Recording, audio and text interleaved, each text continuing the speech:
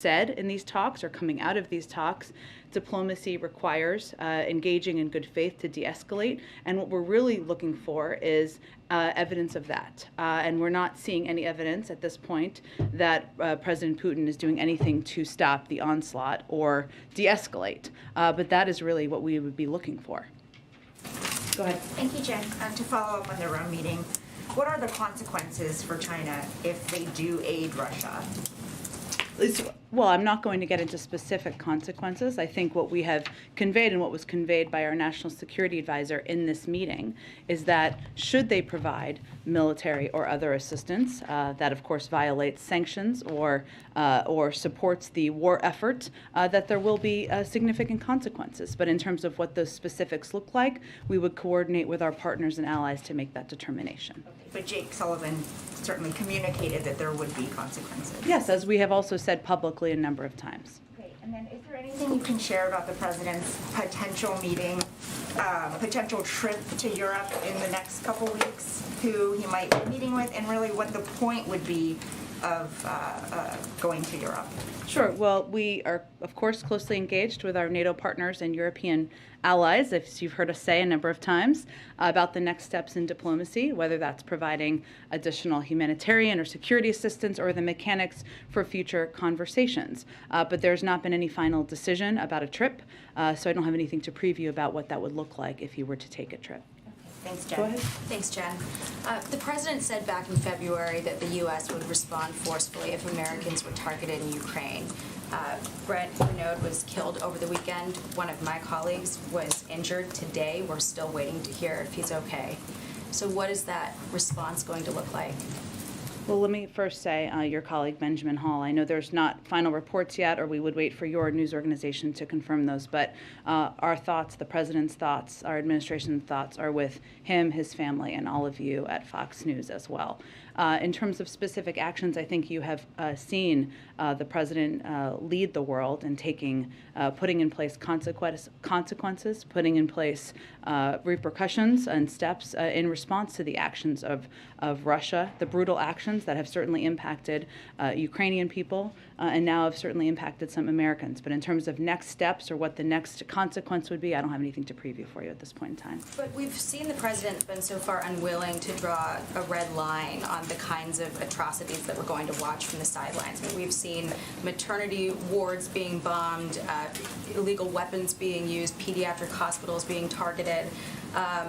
President Obama drew the red line for Syria at chemical weapons. So is there any thought process about what we're willing to watch happen before Well, Jackie, I think it's important to reiterate as often as we can that what we're seeing is horrific, what we're seeing is barbaric, and the steps that the president has taken and led the world in taking have essentially led the Russian financial system to be on the brink of collapse.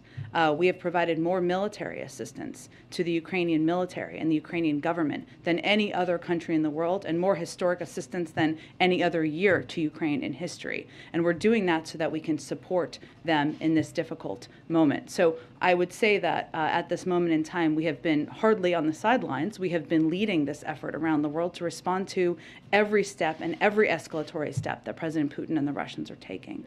Concerned that if we don't draw the line at something like chemical weapons, that it'll make it easier for malign actors to use them in the future because they'll just go unpunished? Well, Jackie, I think that you heard the president say on Friday that there would be severe consequences and the world would respond if they were to use chemical weapons. And what we have been doing over the course of the last several weeks, if not months, is providing as much information to the global community, to the media, and to others about what to expect.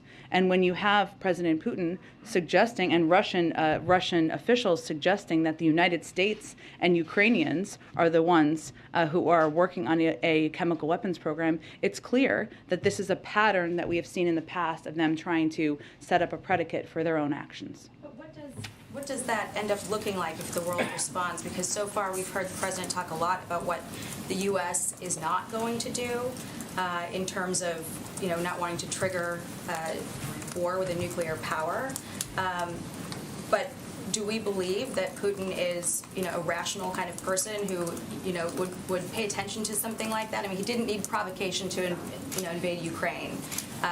Why wouldn't we think that he would just create a pretext that is fabricated for something like that?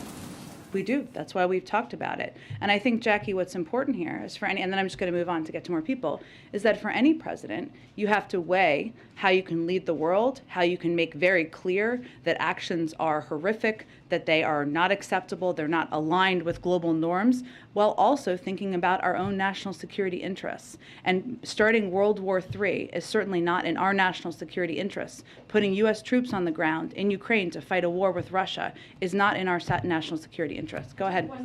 I just have to move on because otherwise I'm not going to get to enough people. Go ahead. To what you said, though, about misinformation in Twitter. Yeah. Because last year the president worked with Twitter specifically to address misinformation on vaccines, called it a wartime effort. Has there been any conversations with Twitter to address misinformation as it pertains to chemical attacks and that kind of thing, given that Russia has banned this platform within the country and they're using it to obviously target eyes outside of the country, including within the U.S., to spread propaganda and We are the ones misinformation? who told you all about that. I agree. I don't have anything to read out for you in terms of private conversations with Twitter or any other social platform, but I'm happy to check and see if there's more. Go ahead. Back on the Rome talks, have you seen any, or did your colleagues see in this meeting, any sign that China got the message that they are going to heed your warnings? Well, what we're going to be watching closely, of course, is actions.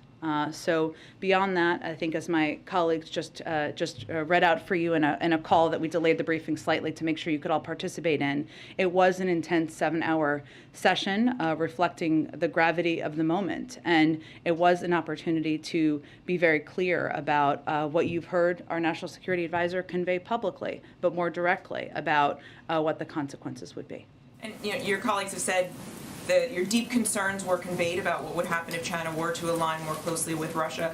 Just big picture, if China does not heed the U.S.'s warnings, if they do move forward with this, how concerned are you that this is inching closer to the world war that the president has been warning of? Well, I think what we're looking at here, one is if China were to decide to be an economic provider or to take additional steps there to Russia, they only make up 15% or 15 to 20% of the world's economy. The G7 countries make up more than 50%. So there are a range of tools at our disposal in coordination with our European partners, should we need to use them. But again, we don't have anything to update you on in terms of an assessment. This is obviously an area we're watching closely. While this meeting has been planned for some time as a follow-up from the November call that the president had with President Xi, it was a timely and important moment to have this conversation, especially given the reports we've seen and the invasion, of course, of Ukraine. Go ahead. One more. Go ahead. One quick follow-up, actually, to Jackie's questions Sure. about chemical weapons. The president, as you noted, said on Friday that Russia would pay a severe price.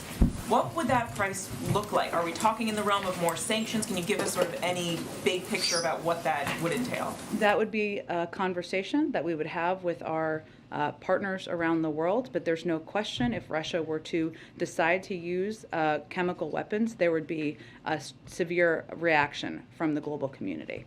Go ahead.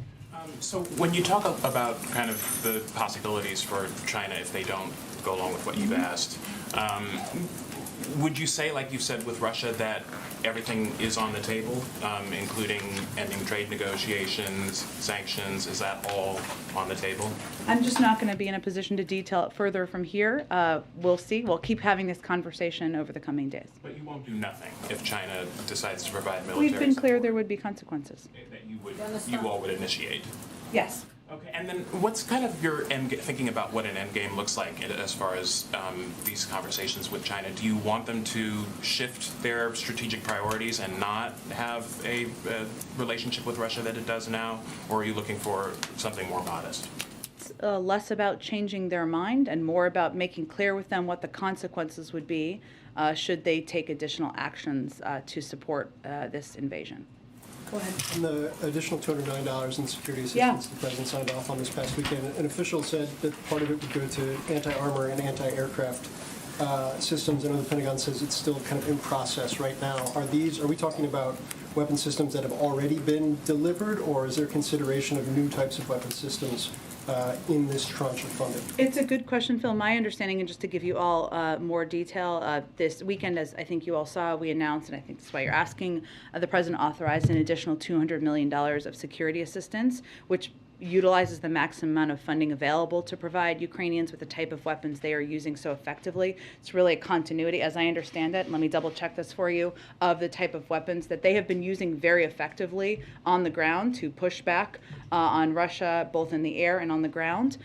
So that includes, as you noted, anti-armor, anti-tank, and air defense capabilities and ammunition of other types, and other types of assistance to address the armored, airborne, and other threats that they are facing. But my understanding, Phil, is it's a continuation of the types of security assistance that that we have been providing, and of course the president is looking forward to. There's a significant amount of funding, as I think you all have noted, in the omnibus for Ukraine, which would enable us to provide even additional assistance to add to that package. Okay, and then just a quick follow-up to one of Josh's questions. Deputy Secretary of State this weekend said, quote, she's seeing some signs of willingness to have real serious negotiations. I think that differed a little bit from what we've heard from officials about the Russian posture up to this point. Can you elaborate on what the signs may have been seen in terms of giving the Deputy Secretary of State that view of things?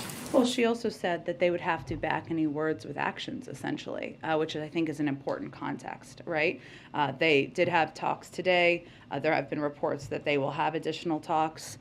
We have been very appreciative of the efforts of our allies, France, Germany, Israel, and Turkey, and others to be participants in these talks at times or engage in these talks at times. But again, diplomacy requires both sides engaging in good faith and to de-escalate. And what we're really looking for is specific delivery of actions. I think it's important to remember that there have been 5 or 6 attempts to implement a humanitarian corridor. Those have not been effective. Those have not worked. You've seen through video footage and others reports that those that has not been abided by. So that is where we are keeping our eye and focus. Go ahead, Kelly. Do you get a sense that as this conflict with Russia and Ukraine is happening, that other actors that are adversaries to the United States, China, Iran, North Korea, are also testing the West with China's work with Russia as you're dealing with that, perhaps with Taiwan, Iran with its rockets, North Korea also showing its provocative nature. Is there a test of the West coming from some of the adversaries of the United States?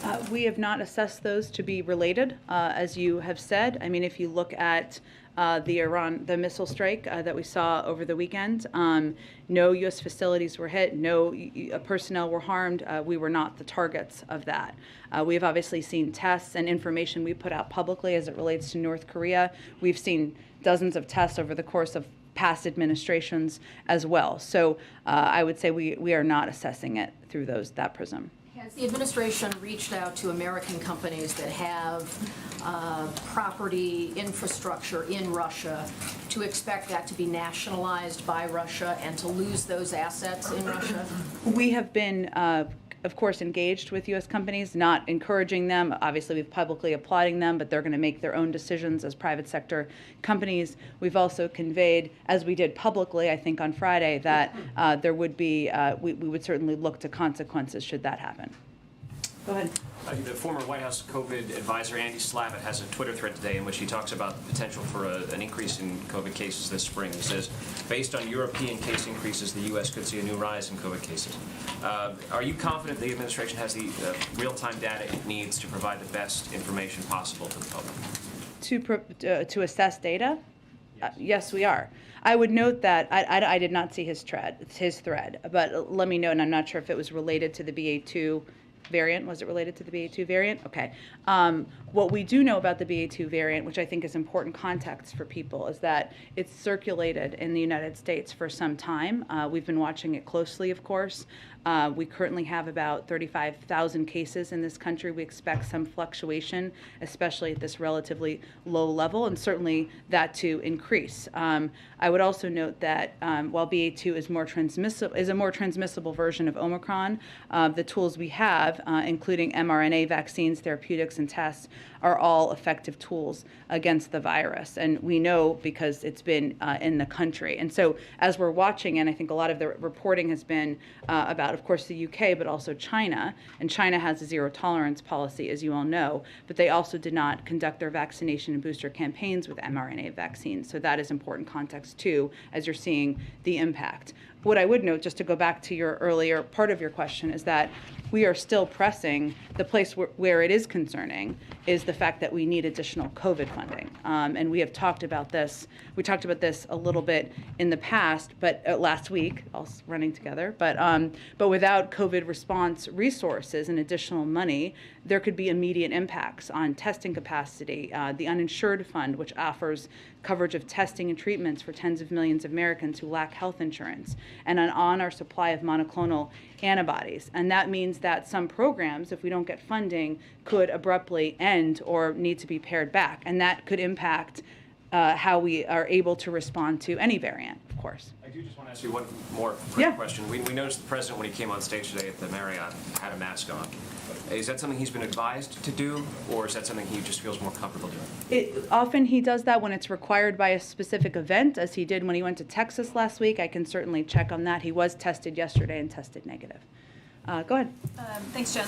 So on Ukraine, the president has made clear that he sort of has a red line with Russia in terms of not wanting to do anything that would get into a direct confrontation or lead to World War III, as he puts it. I'm curious, and you're not sharing specifics, but in broad strokes, does he have a similar red line now with China assisting Russia? And does he not want to get into a direct confrontation with China? And are there certain things he's not willing to do because of that?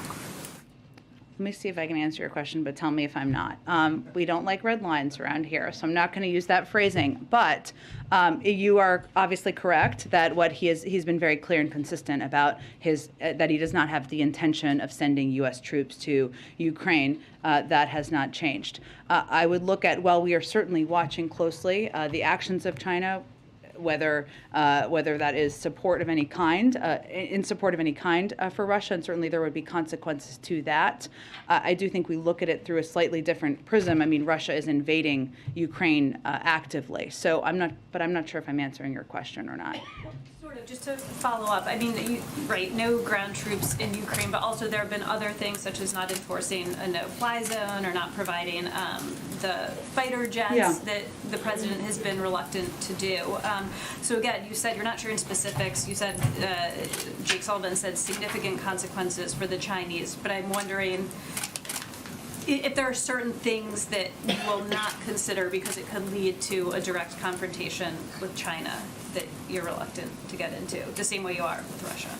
I just think we look at it slightly differently. I mean, why the president has been so clear about not sending U.S. troops is obviously because that would be a military conflict. We're not fighting, obviously, there's no military conflict at this moment with China, nor are we predicting that. So I think it's slightly different. Sure. Different topic. How high is the administration expecting gas prices to go? And how much, is there a limit, not a red line, but a limit at what you think the U.S. public can bear? It just flows off the tongue. It's okay. So it's a good question. I don't have a prediction from here in terms of what it could look like. There are outside predictors, of course, and obviously what we're trying to do is mitigate the impact. And you've seen, of course, the price of oil go down a little bit, and the president will continue to look at a range of steps that he can take, whether it is engaging through his team or through even himself personally with big global producers, or it is looking at a range of domestic options. But we've seen it go up. I mean, we look at a lot of the same data you look at, AAA and other data, that it shows us how much it has gone up since the period of time when Russian troops lined up on the border. But in terms of how far, we still believe it will continue to go up, but we're trying to take steps we can take to mitigate that and reduce it. Go ahead, Mara. Thank you. I understand you don't want to lay out what the severe consequences would be if Russia used chemical weapons, but I guess what I'm confused about is we know there's not going to be any U.S. troops, no jets, no-fly zone. Other than the things you've already done, which you have already described as severe, could you give us some examples of what more you can do since you've ruled out all these things? Just when you talk about severe consequences, what does that mean, given that we know what it doesn't mean? Sure. I understand your question. I'm just not going to outline that from here. Those are conversations that will continue to happen with our national security team and with our partners and allies around the world. What you're asking us to believe is that there are severe consequences that you haven't used yet, but that are not on the no list. Correct. Okay, but you won't tell us what kinds of things those might be. We're going to have those conversations privately through our national security team and with our partners around the world. Okay, but do you, I guess what I'm wondering, what about the argument that there just aren't any more severe consequences for you to use because most of the severe ones you've ruled out? That's inaccurate. Go ahead. Just on the Fed nomination. Yeah. Does the White House have any assurances from any Republican senators that they would support Sarah Bloom Raskin's nomination? And did Senator Manchin give the president or anyone in the administration a heads up about his opposition to her nomination? I'm trying to figure out if that was a surprise. Sure, I understand your question. We were aware of his position in advance of Senator Manchin's announcement. She is one of the most qualified individuals to ever be nominated to this position, and so where we are now is our focus is on continuing to work with Chairman Brown to garner bipartisan support, but I don't have anything to read out for you on that front at this point. How did Senator Manchin make you aware of his opposition? Was there a call to someone in the White House? Did the president know? What did that look like today? I'm just not going to detail more specifics. Okay, and just one last question, if you don't mind. How is the administration preparing to respond to the potential supply chain shock, posed by China's decision to lock down the tech production hub in Shenzhen? So we are, of course, monitoring this incredibly closely, and our team is quite focused on it. What I will say is that because of the steps we've taken and a number of steps we've taken to better prepare and strengthen the supply chain, we feel that that has helped us, will help us sustain. But in terms of right now, we're basically in the stage where we're monitoring with the State Department. What we're looking at is, of course, as you know, the impact on some of these ports around where the impacted areas of China.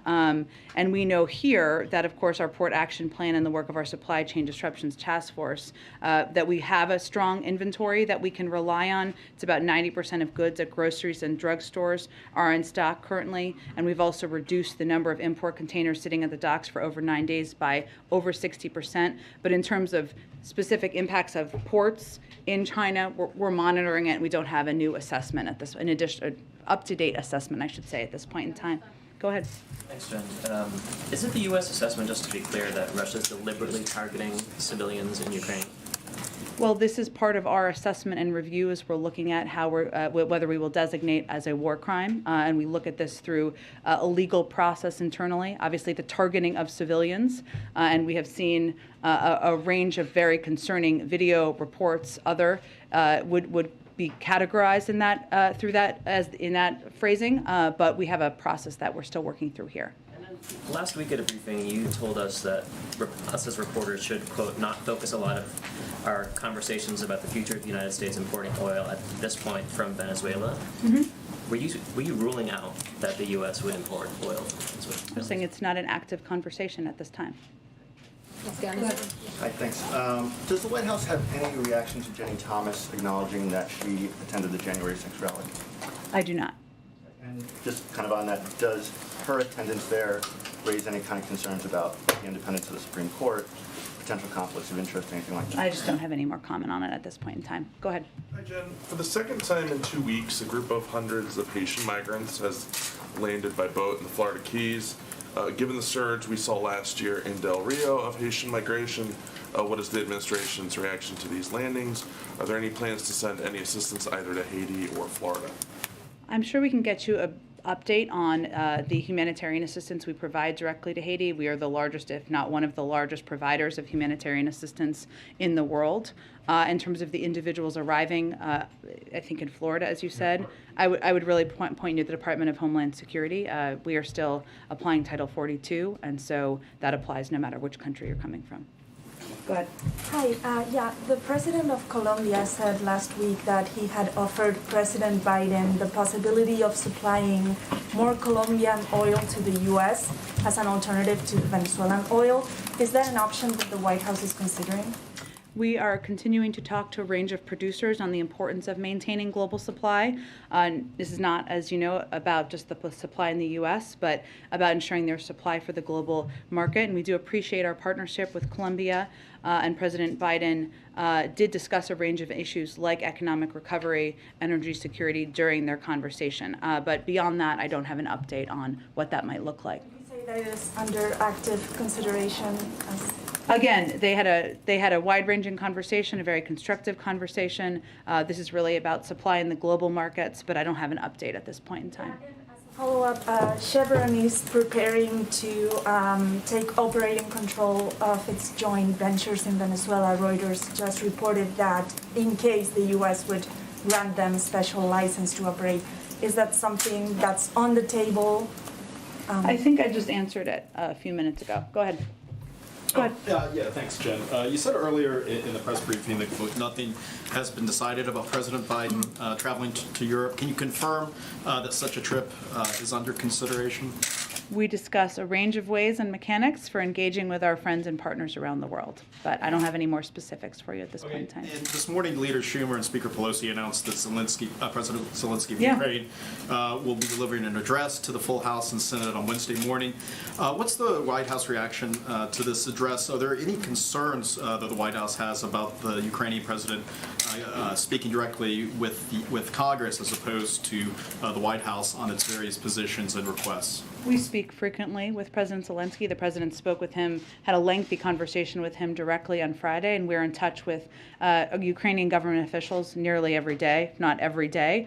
We certainly support leaders in Congress inviting him to address a joint session, and I would again reiterate that there's strong bipartisan support for Ukraine, for the leadership and the bravery of President Zelensky, and we'll all look forward to watching his speech on Wednesday. And then finally, on Sarah Bloom Raskin and Senator Manchin's announcement that he doesn't support her confirmation, does the White House still see a path to getting her confirmed in the evenly divided Senate?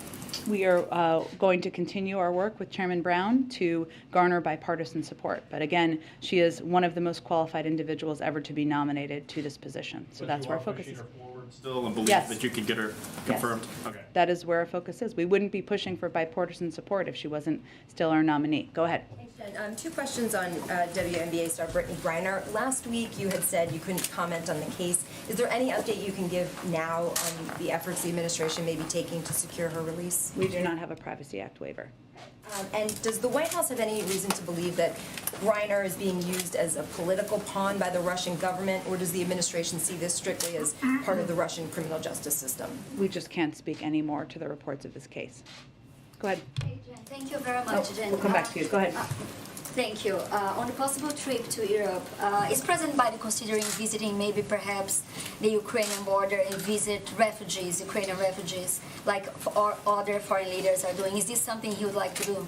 I just don't have anything more on the reports. We have a range of conversations with our NATO partners and European allies about the next steps in diplomacy, but I don't have anything to confirm for you in terms of the reports. And just one more, not just China, but some of the biggest countries in the world, like India or Brazil, some countries in Latin America, like Mexico, they are not part of this economic warfare against Russia. Is this something that undermines the effort from this White House and European countries? I would say it doesn't undermine our efforts. We've been working to build a global coalition far beyond the G7 and our NATO partners and had a great deal of success in that. And every country has to decide where they want to stand, where they want to be as we look and the history books are written. Go ahead. I think we got to move on. We got to get around. Do you just believe this economic pressure will stop Vladimir Putin from his invasion? Well, I think as we've seen, the impact of the president's leadership on the global stage and the economic consequences that have been put into place have led Russia and the Russian economy to be on the brink of collapse. And there's no question that over time that will have an impact. Go ahead. Thank you. Furthering that point, you did mention at the top of this briefing that there has been no action on the part of Putin to stop the onslaught. You haven't seen any action. And that is after, again, all of these severe economic sanctions have been levied. And so, I'm wondering why the administration thinks that this threat of further severe action that is vague, that is unnamed, will deter him from using chemical weapons. Well, I think the reason that we spoke out last week about chemical weapons is because we felt that it was important for the global community to understand that they had the capacity, the capabilities, and that they have used them in the past. And at the same time, they were accusing inaccurately, they were spreading false information about the U.S. and the Ukrainians' intentions. That was the origin of why we were so outspoken last week. So this is more about us making clear to the world what we've seen as patterns in the past and what their capabilities and capacities are. Go ahead. Thanks, Jen. President Biden's repeatedly said no U.S. troops inside Ukraine. Are there any U.S. troops still training Ukrainians outside Ukraine? And if not, could that be a thing as we move forward? If this You mean in neighboring countries? Yeah, like bases outside Ukraine. And if it becomes a long-term conflict, as obviously many predict, would that be a thing the United States does? Let me check with the Department of Defense. We obviously had trainers on the ground for a period of time. We hadn't, then we pulled them back. We obviously have a significant military presence in a range of countries in the region, but I can see if there's anything that we are looking ahead to. Would be considered an escalatory type of thing, you know, a bit like the MiGs, which got complicated because no one knew kind of how to get them to the Ukrainians. Like if you had Ukrainian soldiers going into Poland, Sure. trained by U.S. troops to go back and fight Russians. I mean, I think really our focus right now is on providing them and continuing to expedite the military assistance to them. And the good news is that we still, through our coordination with them and our NATO allies, we're able to get them that assistance on the ground. They are actively fighting now, so that's where our focus really is at this point in time.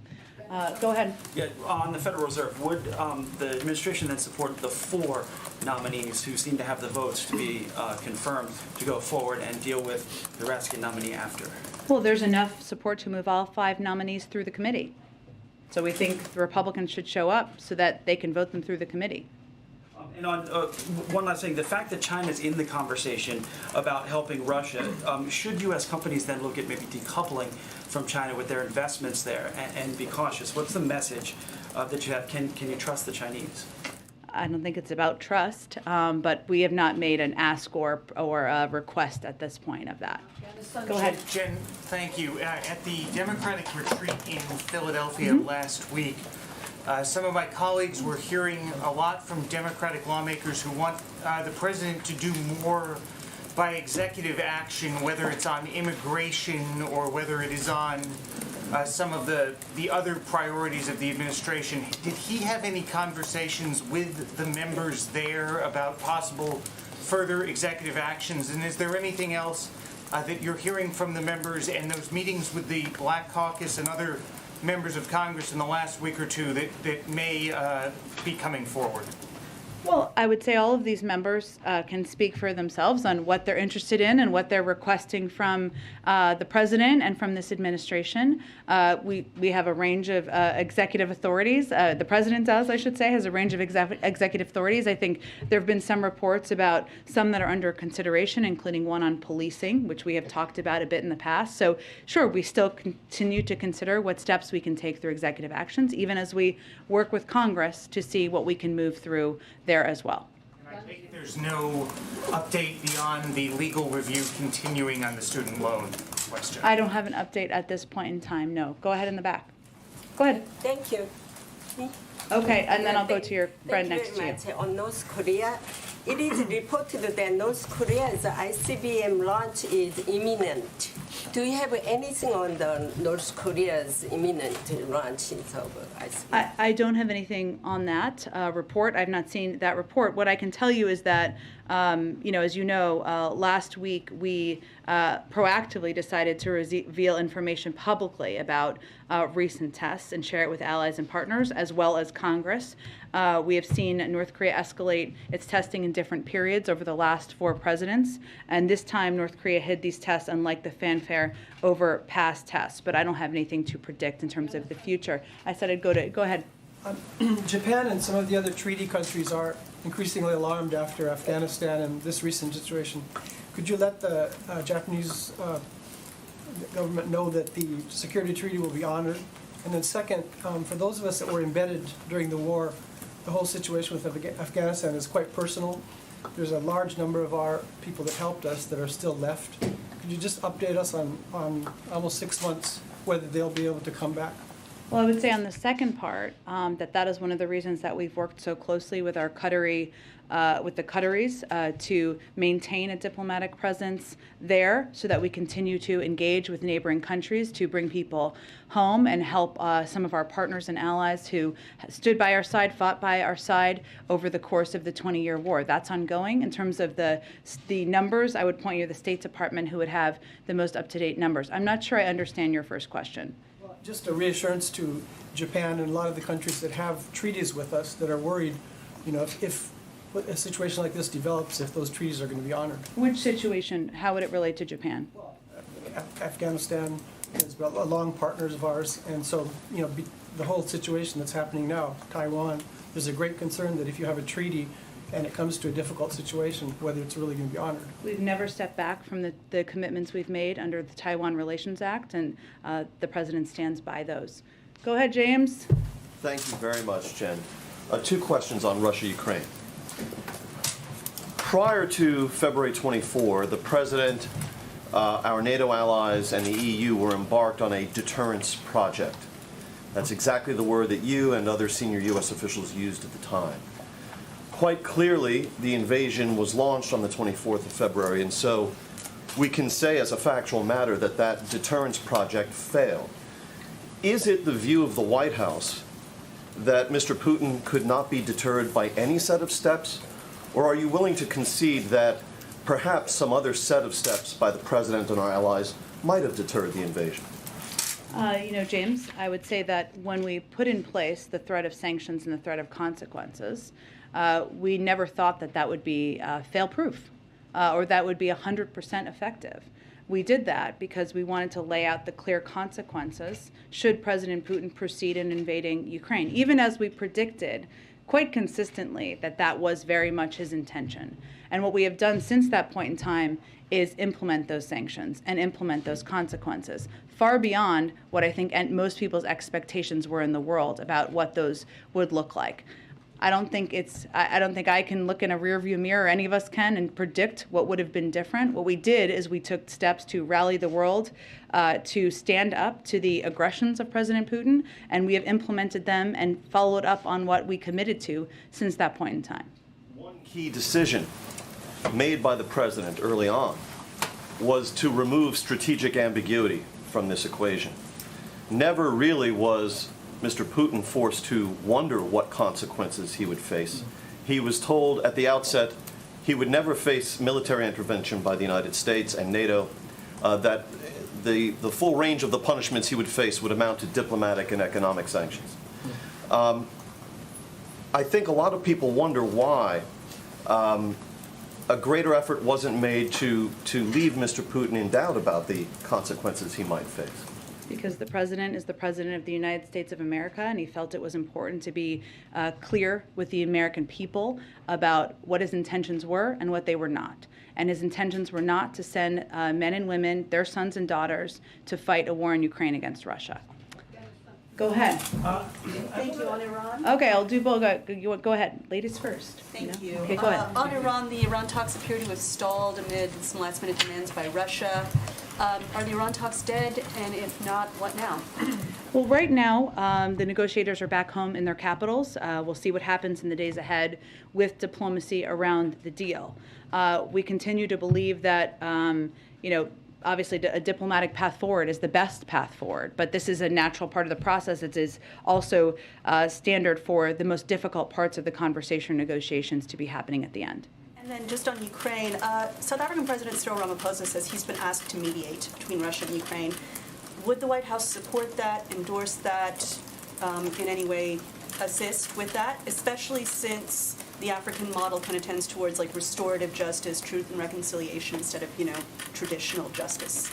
I'm happy to check with our national security team on his role. What I can tell you is that there have been a half a dozen global leaders who have been meeting with both the Russians and the Ukrainians and engaging, of course, directly through diplomatic channels and trying to come to a diplomatic conclusion here. We have been engaged directly with them on the front end and back end of those conversations and encourage them to also make sure they are engaging with the Ukrainians and not just the Russians. But I will check if there's any specific. this offer? I'm happy to check specifically, but again, there's a range of countries that are already playing this role. So go ahead. Go ahead. With the COVID funds, thank you, by the way. Sure. With COVID funds falling off the omnibus, Yeah. and it may take a bit, Congress kind of back for how it gets done. Has the White House ask changed at all? Have they come back to, lawmakers and said, hey, well, it's going to take a while, we need more, or it's a different place? I'm just curious now that. You mean in terms of asking for less money or something like that, or? Or more money. What is the timing? Yeah. Does the timing change the needs of the White House? Well, the time, I mean, we're asking for money to meet exactly the needs that are going to start to come up soon in the coming weeks even, and in supporting a number of the programs that have been pivotal to people across this country, especially people who are uninsured, people who are relying on access to free treatments, testing, vaccines. Obviously, these are programs that it's not only in the U.S. government's interest to continue, but it's in the interest of the American people, especially people who don't have the resources to cover and pay for a lot of these different treatments. We had requested $22.5 billion, I think you're aware, for immediate and urgent COVID response needs, because that is the funding we felt we needed. That does not mean it would cover the needs in forever. That would just be the needs we have at this moment in time. So these conversations are still ongoing with leaders in Congress. But we want to be very clear about the fact that some of these programs could abruptly end and be pared back without additional funding. You mentioned the uninsured with the HRSA program that reimburses for uninsured funds. You guys previously said it would end this month. Is that timeline still there? I mean, You mean if we don't have funding? Yeah, is it still the end of the month they shut that down? A lot of these programs could end quite abruptly, so it could, but I will check and see if that specific one would. Go ahead. Title 42, two related questions. Yeah. One of them, Democratic senators and congresspeople and activists are criticizing the president. During the campaign, he said that this Trump-era policy was inhumane, yet he's keeping it even though the country's opening again. But then a few days back, the CDC decided to let unaccompanied minors in. So the fear is that this is going to make a lot of parents just send their children by themselves and lead to another humanitarian tragedy at the border. Well, I would say first, I mean, as you've noted, the CDC makes determinations about Title 42. I think as it relates to the recent decision, I'd have to talk to the Department of Homeland Security specifically about that and how they're applying it or implementing it. As you know, our intention is certainly not to put more children in danger or put them, incentivize parents sending kids on a journey that's treacherous and dangerous across the border. But the president, he is implementing this because we are still in the middle of a public health crisis. That continues to be the case as designed by the CDC. He still plans to reopen the border and make a more humane policy like he promised? That is what he proposed on his first day in office, and we were very supportive of the efforts in the Senate to do exactly that. And just because it's not done yet, it doesn't mean that we aren't going to stay at the fight to get exactly that accomplished and done. Is there any reason why you've not condemned racism against Africans in Ukraine? I understand that Ukrainians are the victims here, they are being bombed by Russia and they are being killed, but a lot of Africans there are facing racism. I know you are providing a lot of financial assistance to Poland and to Ukraine, but Africans there are being barred from even entering Poland. Why have you not officially, the White House, issued a statement condemning racism against Africans? We have, and I believe the State Department has, but we have spoken out against that and expressed concern about any reports of discrimination or at the border. And finally, if I may ask you, I'm trying to understand where you are trying your end game in Ukraine. You are not going there. You are not sending troops there. There will be no flight zone over Ukraine. And will it be a fair assessment to say that you are pushing these guys to commit suicide, knowing that Russia has a superpower and eventually it will capture the main cities, Kyiv and Kharkiv and all the cities around there? What's the end game? Well, the end game is really a question for President Putin. We have completely crushed his economy. We have provided military assistance, humanitarian assistance to the Ukrainians, enabling them to fight back for far longer than the Russian leadership anticipated.